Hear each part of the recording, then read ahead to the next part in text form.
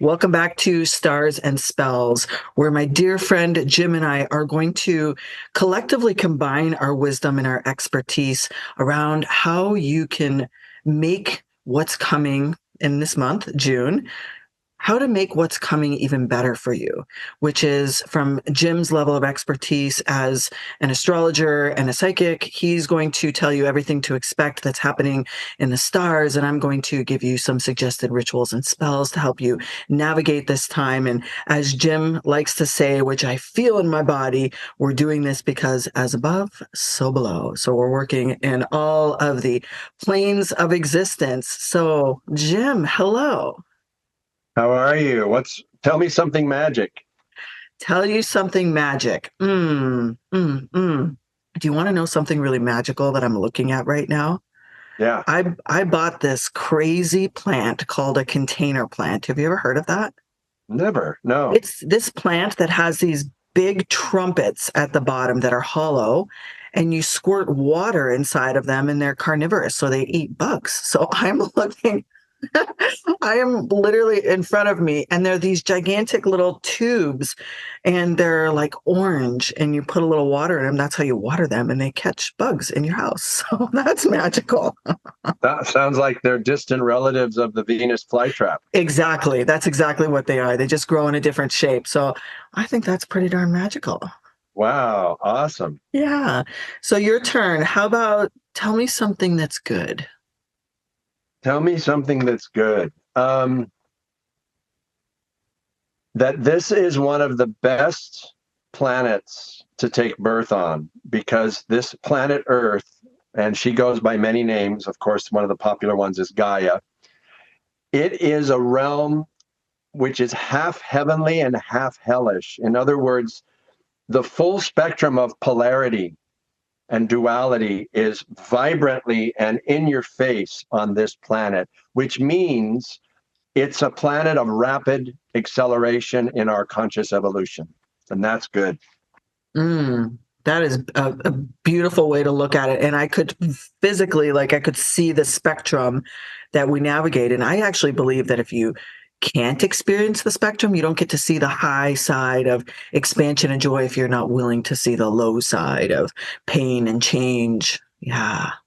Yeah, Wow. it is through navigating this relative plane of polarity and duality and then bringing our free will to bear on making decisions and choices that then we encounter the reactions to our decisions, right? The consequences, and from the consequences we make further decisions. And this is the basic boiled down dynamic of conscious evolution. I love it. And it's actually what most people would call karma. I call karma just consequences. Like they're just consequences of choices.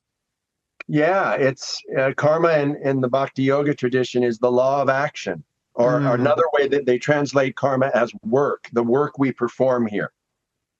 Well, that's interesting. That should be a topic one day. Yeah. Well, welcome back, everyone. As you know, hopefully you have subscribed to our channel and you've seen our episode for May. We are here to talk about June, and you're going to get June in 2 episodes. We're going to break it down into 2 different parts because Jim has a lot to share. I have some amazing spells for you. So we're going to give this to you in 2 parts. And of course, once you've subscribed and listened, we would love to hear your comments. As you know, this is new for us. This is a new channel, and we want as many people to find us as possible. So I'm going to pass it to Jim and let him give us part 1 of what to expect in June. Cool. Thank you, Tahverlee. So June opens up on the very 1st of June with this. I guess it happens once every 1 to 2 years, somewhere in there, 18 months, when Venus comes around in the sky and she conjuncts Chiron, the wounded healer. Now, Chiron was discovered in 1977. And whenever a new object is discovered in the sky, a new asteroid, a new comet, a new planet, etc., the zeitgeist or the archetype represented by that heavenly body or that celestial body starts to download and appear in the human collective consciousness. And if you track it, once Chiron was discovered in late 1977, you saw an incredible appearance of healing modalities, alternative therapies, um, PTSD was really deeply starting to be understood after the Vietnam War, uh, which ended in 1975. And so 77 kind of correlated with this deeper psychotherapeutic understanding of what PTSD really was. And so Chiron has two octaves. Chiron is the woundedness we all feel in life and the healing potential that journey through our wounds takes us on. And so when Venus conjuncts Chiron in Aries, let's back up a minute. Aries is the sign of our identities. Okay. Aries is the key phrase for Aries is I am. And so in the modern day now, especially in the last year, with this rapid acceleration of the global civilization and all these transformations happening everywhere, who am I? What am I? You know, why am I here? What is my purpose? I am what? Am I this body? Am I my mind? Am I the personality? Am I the ego? Am I my bank balance, my work, my job, my family? You know, so Aries is I am. And especially with the advent of AI and computer technology, we are literally, as a species, going through an upgrade in our true identities as eternal sparks of consciousness. And more people are really starting to get it now that, hey, I'm not this body and I'm not this mind. I'm the living force within this body that has a mind. And therefore, we're starting to get some detachment and some perspective on the story we keep telling ourselves, the narrative that we think, right? My personality, my narrative. So this very beginning of June, on June 1st, with Venus, the planet that represents love and attraction and relationships and our deepest values and our money, is going to be lining up with Chiron, the wounded healer in Aries. And so there's this potential for a great healing in all these realms around our true identities, around what's most important for us, you know, our value systems. What is my priority in my life? How do I want to be spending my time, right? And also our relationships, number one, with ourselves. And I'm going through a rapid transformation in my own journey with healing, with childhood stuff that's been bubbling up to the surface. So there's no coincidence that this is coming around again, because Aries happens to fall in my first house in my chart. So Aries is also the sign of initiative and taking action. Aries being ruled by the planet Mars, the warrior planet. And so there's a real nice potential to be taking real concrete, definitive actions towards this healing journey. On June 4th, a few days later, the same Venus in Aries will make a 60-degree helpful sextile over to Jupiter in Gemini. And so in astrology, Venus and Jupiter are considered the two benefic planets, right? They're the ones who bring beauty, love, values, aesthetics. Jupiter brings wisdom, expansion, abundance, good fortune. And on the darker side, Jupiter can also indicate overindulgence, the overinflation of the ego, narcissism, right? Self-righteousness. And in Gemini, he's considered to be in his fall because he's the ruler of Sagittarius, the sign opposite Gemini. So when Venus and Jupiter get together in fire and air, it indicates an opportunity for inspired communications that dive right back into all those Aries Venus archetypes again, taking action, authenticity. Aries is a lot about authenticity. And Gemini is duality, communication, the sharing of information, conversations, the print media, short distance traveling, etc. So that's another good one. The Gemini Mercury, and Mercury rules Gemini. This will be also on June 5th. Mercury and Gemini will be squaring the nodal axis of destiny, which right now is running from the 25th degree of Virgo to the North Node at 25 degrees of Pisces.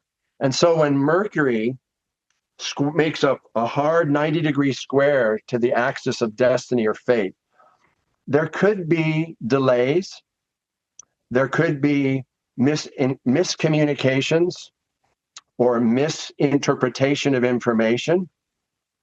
Kind of think of it as a low-level Mercury retrograde when Mercury squares the nodes in Virgo and Pisces. Interestingly enough, Mercury also rules the sign of Virgo. So he's stronger in the south node, which represents the past. So there is this potential of sliding back into old habit patterns when we get overly stimulated. Mercury in Gemini is a very fast energy of communication and information exchange. And so instead of moving forward on our journeys of evolution, we can take a step back. I'm thinking of that phrase, one step forward, two steps back. So that's on June 5th. And then Mercury is going to square Saturn and Neptune in Aries when Mercury enters Cancer. Okay. So this could also, with the square to Saturn, Saturn represents delays, restrictions, obstacles, right? Limitations. Saturn is the planet of boundaries, right? He used to be, before the telescope, he was the last planet we could see with the naked eye.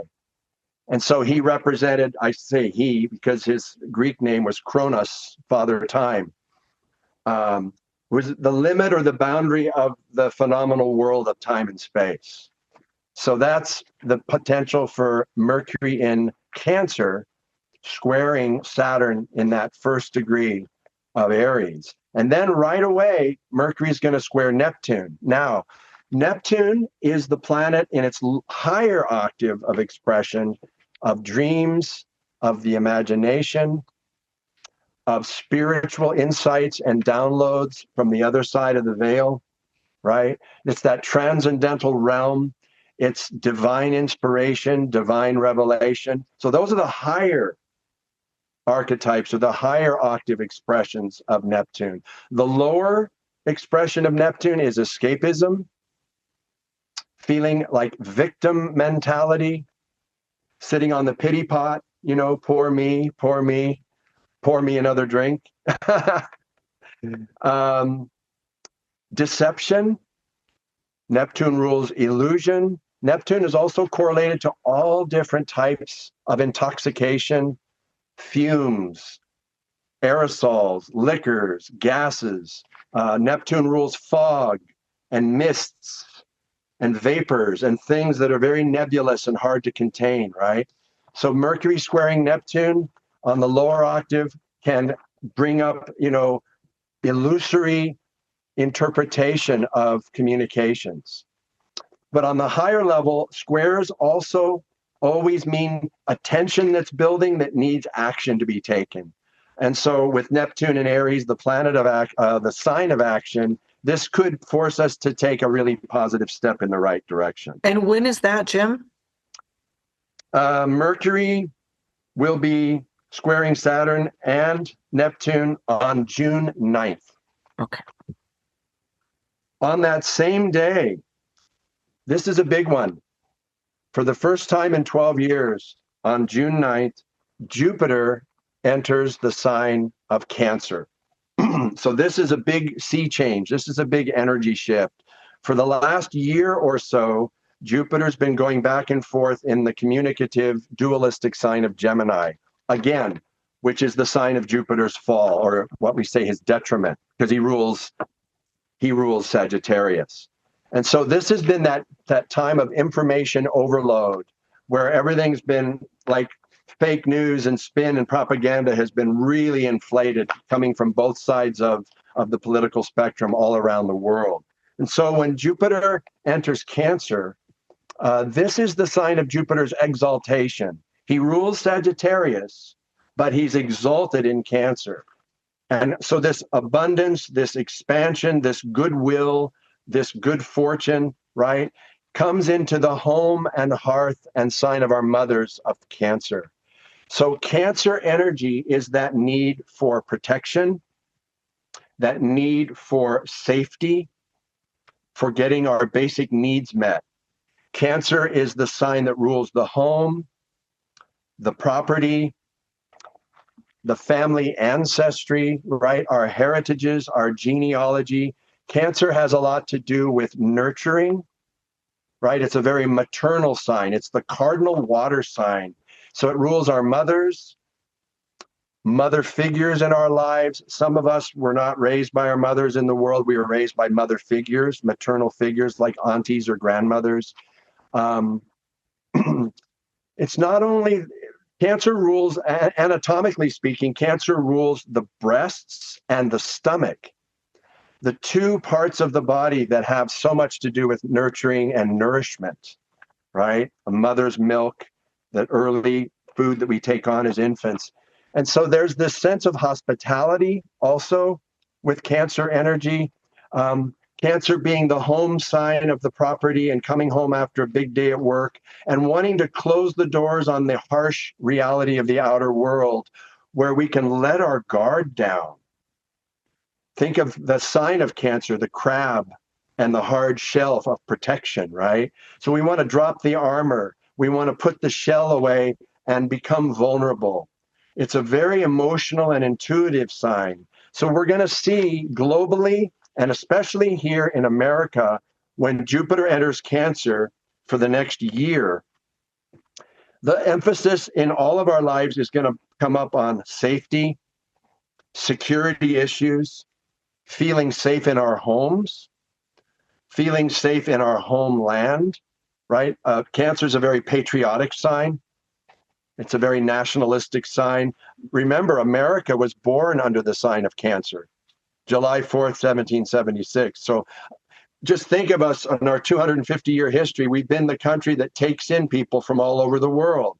Cancer rules hospitality. It rules welcoming people, making people feel warm, welcome, safe, fed, nourished, offering people refreshments when they come over to visit us, etc.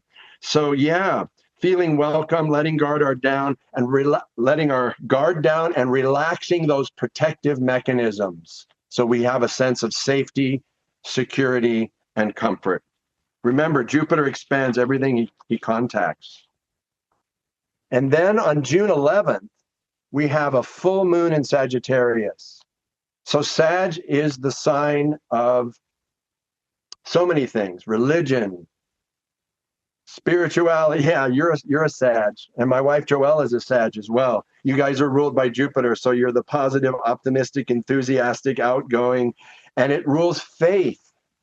Sagittarians have this thing of just at the 11th hour, things always work out for you. So you have this adventurous spirit, right? The energy of Sagittarius is the quest for meaning, the quest for adventure, the quest for the big picture on our existential reality of why we're here and what this life is all about. So a full moon in Sagittarius can herald any of these themes, as well as Sag rules the law. So full moons bring to a culmination things that began on the new moon in Gemini. Okay. And so being the sign of the legal system, there could be a sense of, hey, people kind of rebelling and angry over losing freedoms based on new laws that are being passed. So that's one potential, right? Sagittarius is that sign of freedom, of the higher mind, of philosophy, of metaphysics, of spirituality, of long distance travel. Sag rules foreign countries and foreign cultures and foreign languages. So any or all of these archetypes could see something coming to a fruition or a culmination on that full moon at 20 to 21 degrees of Sag on the 11th of June. Then on June 13th, which is, I think it's Friday the 13th, if I'm not mistaken, and you had some insights on that. The sun itself is going to square those same nodes of fate, the north node now being in Pisces and the south node now transiting in Virgo.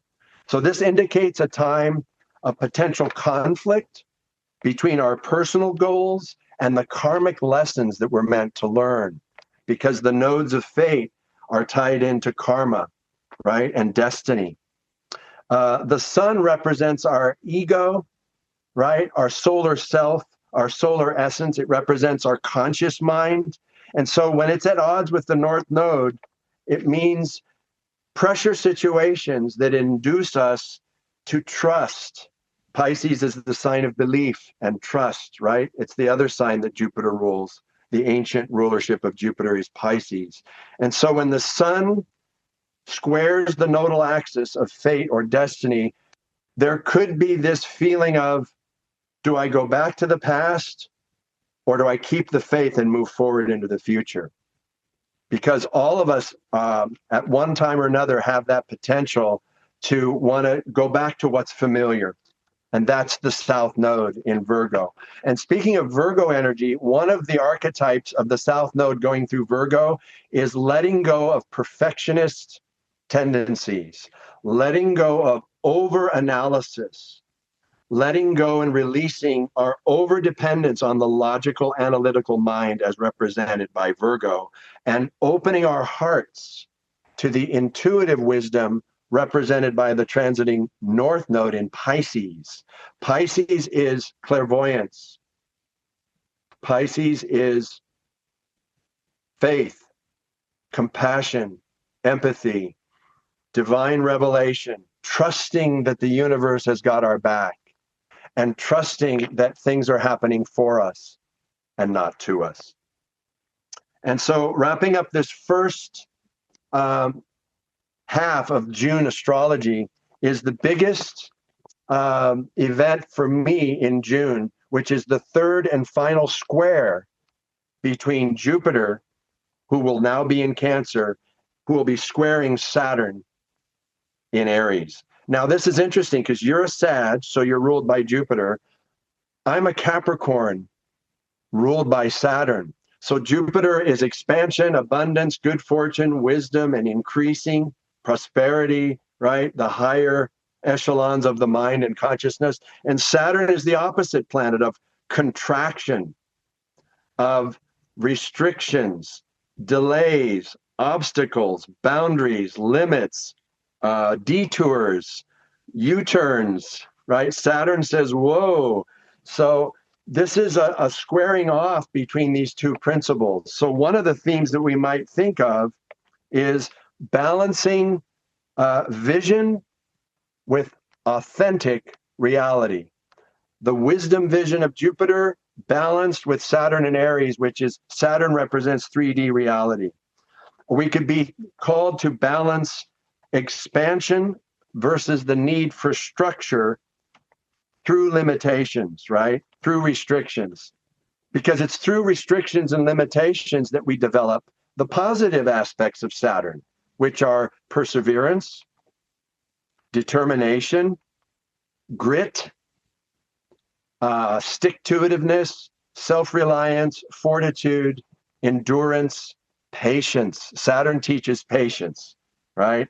So this can impact us both on the individual level and on the collective level, of course, in our individual lives. And we will see this in global trends as well, indicating possible shifts in power dynamics, governments, social structures, the legal system, laws, and it may reveal areas where we've cut corners or made rash decisions, Aries, prompting us for a course correction. So that takes us up to the 15th of June, middle of the month. This, again, is the third and final square between these two gas giants, Jupiter and Saturn, Jupiter will be in Cancer and Saturn will be in Aries. And so, yeah, wow. This is like that squaring off and that finding that middle path, right? Because all the wisdom traditions of the world teach us to transcend duality, to rise above polarity into that wisdom space where both exist along the same existential spectrum. And when is that taking place and how long does it last? That exact square between Jupiter and Saturn is June 15th. Okay.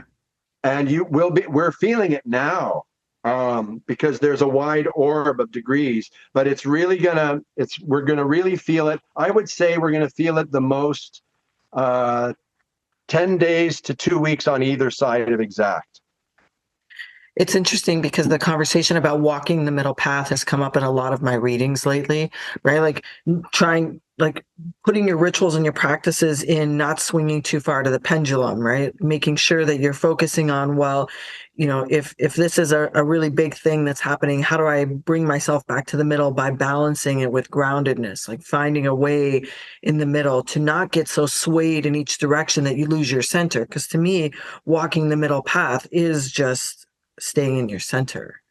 And that was a really good overview. I have a couple of questions. First of all, I know we talked about this last time, and I don't think we gave the link. What is the link where people can go to find out what planet is in like their own chart? What there was a link that you said, and I don't think we actually said it. www.alabe.com or alabe.com. It's an abbreviation for the term astrolabe, which is Okay. an ancient, the astrolabe was an ancient, it's like a sextant. It was an ancient device for plotting the positions of the planets in the solar system. Got it. Okay, so alabe.com. We'll put out that in the description. And one Yeah, thing that it's free. it's It's free, yeah. easy. You just go there and you fill in your birth information and you get your birth chart, which I think you can copy or paste and download. And then you can go back to Alabe and check the daily transits at any time and then see where the transiting planets are in the sky and what houses they're moving through in your own personal birth chart and the angles that they're forming with your birth planets, your natal planets. And Hmm. so this is a way we can empower our listenership, our followers and subscribers, to start to take an active part in tracking the planetary potentials in their own charts. Yes, because when you mention a certain change or a certain aspect, and then if people know where, like what house that's in for them, it will have a more distinct meaning. So let's use me as an example. So I think you said, I'm just thinking about, I think it was Pisces, that Pisces, where Pisces was, that you made a reference to what house it is in for you. Can you go ahead and use me as an example? Is there is there like where will the Jupiter, like what houses will the Jupiter Saturn square impact me? I didn't ask you to have my chart handy, so you might not, which is fine. Maybe have yours handy. Oh, look, I just pulled your chart up. see what happens, people. If you book a reading with Jim, he's going to give you all this information, and then what he's going to tell you, it's going to make much more sense. And his website is stardusterservices.com. So Jupiter, when Jupiter makes this square to Saturn, Jupiter will be in your 12th house. And the 12th house has many archetypes, among which are the unconscious mind, right? They call it the hidden house or the house of solitude. So the 12th house for you is the house of your spells, rituals, and ceremonies. It's your Tahverlee time, your meditation time, your grounding, self-care time. It's a house of retreat from the outer world. It's the house where we go within ourselves and do our inner work. Also, the 12th house has to do a lot with places of pilgrimage, monasteries, temples, as in Moon Temple Mystery School, Mm. ashrams, dojos, churches, mosques, synagogues, uh, power centers and vortex power, I'm thinking of Taos, New Mexico, and Sedona, Arizona, and the pyramids in Giza, Egypt, and Stonehenge, and the Camino de Santiago, where they do that walking pilgrimage in Spain, right, and parts of France. So that's the 12th house. Also, the 12th house is the house of places of confinement, like hospitals, psych wards, and jails and prisons. That's another story. I And was going to say, I usually note down the 12th house as my house of spirituality. That's how I summarize it. yeah, that's totally appropriate. And Saturn will be in your 9th house of religion, spirituality, faith, metaphysics, the higher mind, the law, publishing, books, libraries, right? So Jupiter will be squaring Saturn from your 12th to your 9th, which is perfect. This is a very empowering time. And uh, being the house of solitude, the 12th house is a lot about writing, journaling, keeping a dream journal, etc. So for you, Beautiful. this balancing of these two, the limitation and Saturn ruling time and deadlines, right? The pressure of time, and Jupiter, the expansive planet in Cancer of the home. So really, for you having Cancer in your 12th house, it's a lot about feeling at home with yourself. Yeah, beautiful. Thank you for sharing that. First, good for me and for people that are listening to know that this is how you see this wisdom make its way practically into your life. Like there are, and one thing that I find in the years I've been working with and knowing Jim is when he shares this information, I put it in a journal and I actually note it down, because it's easy to watch this whenever you're watching it and forget. Come like, beginning of June that we're feeling it now, but we'll start to feel this change happen. I recommend people to keep a journal of what's happening, like the aspects in yourself and in your life, and then put a note in your phone. So some of the dates that Jim has given you starting on June 1st, I like to take like 3 or 4 words and add them to your calendar. So if, first of all, it'll trigger your memory to come back to the notes on what's happening. So, within that first week of June, if you start to see the different communication issues appear, you've got a note in your phone that says, oh, you might want to go read your chart and see what's going on. And actually, to me, it often diffuses wonder, right? It kind of takes the fog or the wonder about what's happening in your life away, because you realize, oh, okay, there are forces more than just me and my own brain happening here. And not that it's the answer, but I feel like it just gives a little bit of clarity. It allows you to not have as many hooks about what's happening. Yeah, and it empowers us to not feel again that things are happening to us, but happening for us. Mm-hmm. Yeah, Yeah. good. Okay, so I have a ritual, Jim, that I would like to share. And I originally was thinking that this ritual might be good to be done on or around June 9th. So it's already in motion June 11th. So for people that are doing this ritual, if they start somewhere like June 6th, 7th, or 8th, like actually do the ritual or spell, whatever you want to call it, on the 9th. And then by the full moon, it's been launched. Does that feel aligned? And the ritual is called Where You Stand and Where You're Going. I love it. Okay. So I'll give an overview now on what to do with this ritual. And this is rare for those of you that have followed me and known me for a while. I don't typically do this specific type of ritual, but I have such a strong feeling that this is a part of our body that we don't often use in ritual, and it feels like June is the right time. And how this ritual works is I'll give you the high level overview and then the steps. So if you're watching this, you can get out your notepad, or if you're watching this while you're driving, you can bookmark it and come back. We're going to be using an outline of our feet to acknowledge where we stand right now and evaluate where we're going. And we're going to take this drawing we're going to do of each of our feet, and we're going to decorate it and anoint it and create an action plan on where we want to be going. And it's all going to happen in one, probably depending on the size of your feet, 8.5 by 11 piece of paper that will end up as a scroll. And if where you're going includes you releasing a lot of things, then when you're done with this ritual, you're going to bury the scroll. If you're calling in a lot of things, you're going to keep this scroll and either hang it somewhere where you can see it or put it on your altar.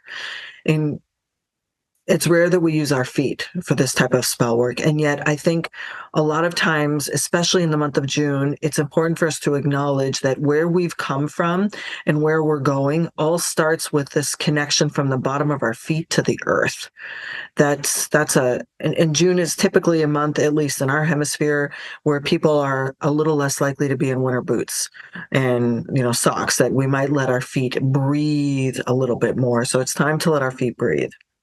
So what you're going to need for this ritual is an 8.5 by 11 piece of paper, any of your favorite essential oils or anointing oils, either a pen or a pencil, some items you're going to use to decorate, and then something to tie up the piece of paper. That's your list of supplies.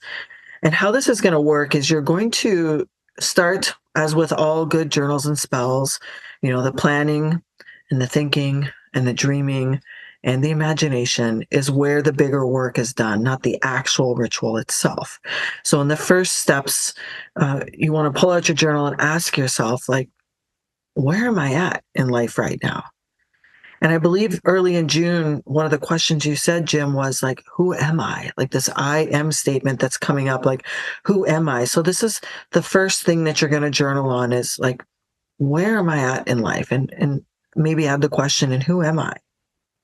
And then number two, you're going to say, well, is that where I want to be? And then number three, where am I going? And we can't always know, and we can't always predict, and we can't anticipate everything. So asking the question, what am I becoming, actually already opens 1,000 doors, because most of the time we don't even think about that. And when we ask the question, what am I becoming, it starts to awaken this idea of, well, what does that even mean, and who am I now? And becoming is a big word. Like, it feels good to explore that there's possibilities, and the idea that you even acknowledge that you can become something different than what you are is a door opener automatically. So the first thing you're going to do is journal on those three questions, and then you're going to and then this is where I suggest you do the ritual. So let's say June 5th or 6th, you're going to journal on those questions. Then somewhere between the 7th and the 9th, you're going to do the actual ritual. And the ritual is you're going to have this distilled version of these three questions kind of nearby. Maybe you just have your raw journaling, or you've, narrowed it down to a couple of sentences. And the first thing you're going to do is anoint the bottom of your feet. You can use anointing oil, you can use moon water, you can use holy water. You're going to anoint and acknowledge and activate the bottom of your feet. And then you are one at a time going to put your feet down on this 8.5 by 11. And if you need to put your feet over top of each other when tracing, because you have big feet, that's fine. I would just do them in a cross angle. And you're going to trace your toes and all the way around. So you're creating the shape of your foot. And then the next step is to fill the inside shape of your foot with things or symbols or words or signs on the things that you know and love about yourself.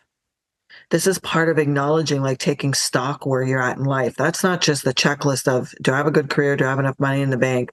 Do I have the right relationships? Am I doing the right things? That's not taking stock. Taking stock is like, what do I love about myself? Like, what have I done in this life? And what have I survived in this life? Like, that is taking stock. And Jim talked a lot about resiliency and this idea of us forgetting how much we've already survived to be here. Because I know if you're listening to the show, you have gone through some shit, because we all have. You don't make it out. You don't make it here without it. So what have you learned? What have you, like, how have you got here, and what do you love, or what have you even just focused on? If you have a hard time finding things you love about yourself right now, write down the things you've learned. And I want all of that to go inside the trace of your foot. Then on the outside of that, the paper is a rectangle, can go in either direction. On the outside of the tracing of your foot, I want you to write down where you're going. And these are the things you've already journaled on. And then next, I want you to, bedazzle your piece of paper. Now, that could just be with a little marker. That could be with a little color. That could be with some candle wax. That could be you just holding it against your heart. That could be you, tucking a few fresh flowers on it. That could be a little paint, but something that doesn't constrict the paper from rolling. So decorate it. And then you're going to immediately flip the paper over and write down 10 action steps to get to where you're going that you've just written out. 10 action steps, because we have 10 toes. So we're acknowledging the fact that there is the number 10 in this ritual. 10 action steps. So the middle, like the inside of where you've traced your feet, is the things about you now, where you stand. And I like to suggest even just working in symbols that come up to you all the time, or things you like. You can use colors. Outside of your feet is where you're going. You're going to flip it over. 10 action steps to support you in where you're going. You can use this for things you're releasing about yourself, things that need to go. You can be calling, like, where you're going might be just not here anymore. Where you're going might be not with that person, not with that job, not with that lifestyle, not with that feeling, not with that heaviness, not with those shadows. It might be any of those. It could also just be something expansive. So when you complete the 10 steps, generally you're going to know if this is something that you're primarily releasing or something that you're primarily calling in. Then you're going to roll up the piece of paper. Now, if you are primarily releasing, you're going to roll up the piece of paper away from you, tie it up, and bury it anywhere. If you don't have grass or a yard, you can drive to a park and find a nice, safe spot that's not going to hurt anything and bury it. If you're calling in, right? If you're where you're going is expansive compared to where you are now, you're going to roll the piece of paper towards you and tie it up and put it on an altar or display it. You might even decorate the outside of it once it's rolled. And if you live with other people in your home and you don't want this to be seen, you could also take the entire thing and, you know, have a lit candle, drip wax all over it as you're rolling it. You can cover it in wax. You can seal it up. And I actually recommend that you do not ever open this again. You can keep it nearby, and when you feel like this ritual is done, you can give it back to the earth.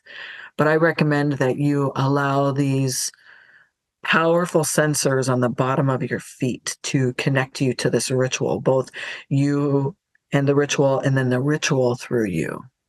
So that's what I recommend. And I recommend you have that done and in place by June 11th. Questions, Jim?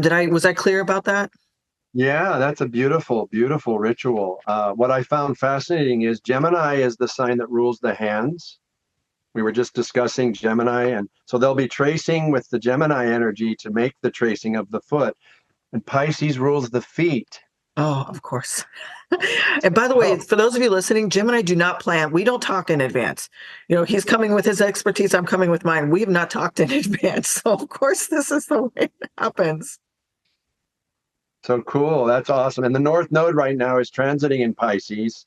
And the North Node's where we're taking life in. It's where we're digesting experience. And the South Node's where we're letting go and releasing experience. So it's perfect that this ritual that you would do this about the feet. Yeah, thanks. And yeah, we call it ritual or spell. Some people feel more comfortable with the word ritual. So if you like ritual, great. Same.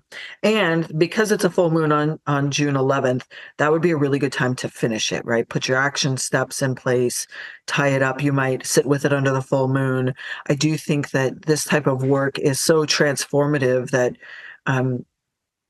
let it be, you know, a few days of journaling and answering questions. Let it be, you know, a process, right? Like the more time and attention we put into any of our rituals or spells, the more powerful they are. This isn't something you just check off a list and you say, oh, I got a 5-minute ritual to do. Boom, I did it. Check. It will work, but it won't hold the power and intention that you're capable of if you hold it over a couple days period of time. Awesome. Wonderful. Okay, so we're going to come back for part 2. And in the meantime, you can find Jim at stardusterservices.com, and you can find me, of course, at moontempleschool.com. And don't forget to subscribe. Leave us a comment. Tell us how this landed for you, and we will see you for part 2.